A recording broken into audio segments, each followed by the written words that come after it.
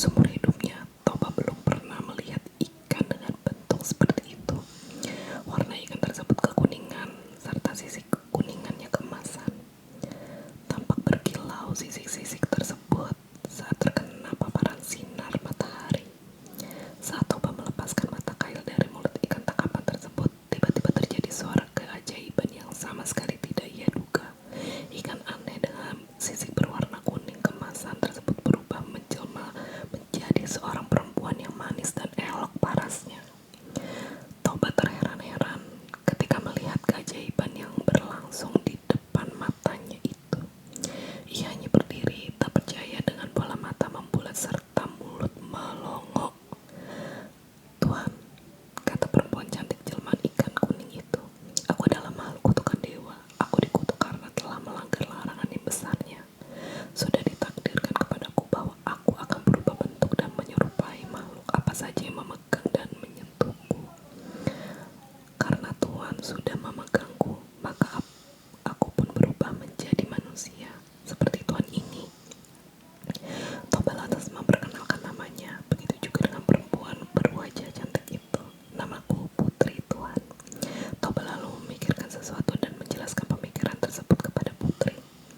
Pemikirannya ia untuk mempersunting Putri karena Toba sangat terpesona dengan kecantikan si perempuan jelmaan ikan itu. "Bersediakah engkau menikah denganku?" tanya Toba setelah pembicaraan beberapa saat. "Baiklah, aku bersedia Tuhan, selama Tuhan bersedia juga untuk memenuhi syarat yang akan kuajukan," jawab Putri. "Syarat apa yang kau inginkan? Sebutkan, aku pasti akan memenuhinya." "Permintaanku hanya satu, pastikan bahwa Tuhan dapat menutup rapat-rapat rahasiaku. Jangan sekali-kali Tuhan menyebut bila aku adalah seekor ikan. Bila Tuhan menyatakan kesediaan Tuhan untuk menjaga kerahasiaan ini, aku bersedia menjadi istri Tuhan." "Baiklah, aku berjanji akan menutup rapat-rapat rahasiamu. Rahasia ini akan hanya kita ketahui berdua," kata Toba. Toba dan Putri akhirnya menikah, guys. Pasangan tersebut hidup rukun dan berbahagia walaupun dalam keadaan sederhana. Kebahagiaan mereka serasa ikan lengkap dengan kehadiran buah hati mereka, seorang anak laki-laki yang diberi nama Samosir. Samosir tumbuh menjadi anak yang sehat dan memiliki tubuh yang kuat. Sayangnya Samosir memiliki sifat pemalas dan agak nakal. Kehidupan Samosir sehari-harinya hanya tidur-tiduran. Ia seperti tak peduli dan tak ingin membantu sama sekali kerepotan ayahnya yang sedang sibuk bekerja di ladang. Bahkan untuk sekedar mengantar makanan dan minuman ayahnya pun Samosir seringkali menolak bila diminta oleh ibunya. Seandainya mau, Samosir akan melakukan dengan malas-malasan dan wajah yang bersungut-sungut. Kian hari kian bertambah malas kelakuan Samosir. Hal itu dikarenakan ibunya terus memanjakan. Apapun yang diminta oleh Samosir akan selalu diusahakan oleh ibunya untuk dipenuhi. Samosir memiliki nafsu makan yang sangat kuat. Jatah makanan sehari-hari untuk sekeluarga dapat dihabiskan dalam waktu sekali makan. Toba merasa harus bekerja lebih keras lagi supaya bisa memenuhi keinginan anak semata wayangnya itu. Pada suatu hari, Samosir diminta ibunya untuk mengantar makanan dan minumannya untuk ayahnya yang sedang bekerja di ladang. Samosir yang sedang bermalas-malasan pada mulanya enggan untuk menjalankan perintah ibunya. Meski demikian, setelah ibunya memasak dengan terus-menerus, akhirnya Samosir bersedia untuk mengantarkan makanan dan minuman tersebut. Meski dengan wajah yang muram dan bersungut-sungut, Samosir membawa makanan dan minuman tersebut menuju ladang. Di tengah perjalanan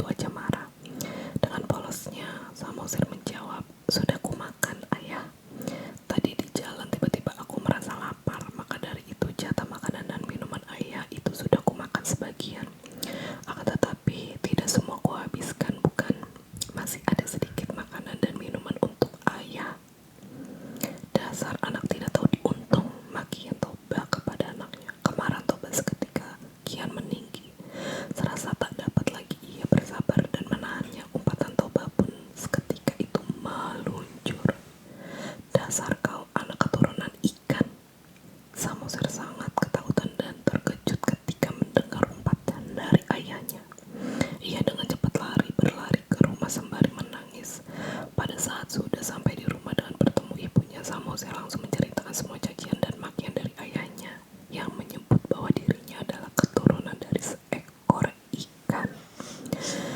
Mendengar pengaduan dari anaknya itu, Ibu Samosir sangat sedih. Tak disangka bila suaminya yang sangat ia sayang telah melanggar sumpah untuk tidak menyebut bahwa putri adalah makhluk yang berasal dari ikan. Tak berselang lama, Samosir dan ibunya saling berpegangan tangan. Dalam hitungan sekejap, kedua ibu dan anaknya itu menghilang dan keajaiban pun terjadi. Pada bekas pijakan kaki Samosir dan ibunya tiba-tiba menyemburkan air yang sangat deras dari dalam tanah yang disemburkan keluar seakan tiada henti. Semakin lama semakin berkurang. Semakin lama tak semakin berkurang semburan air tersebut, malah semakin besar adanya. Dalam waktu yang cepat, permukaan tanah di daerah itu pun tergenang. Permukaan air kian meninggi dan tak berapa lama kemudian lembah yang digunakan oleh Toba sebagai tempat tinggal pun sudah dipenuhi genangan air. Hingga pada akhirnya terbentuklah sebuah danau yang sangat luas di tempat itu. Penduduk sekitar lalu menamakan danau tersebut sebagai Danau Toba.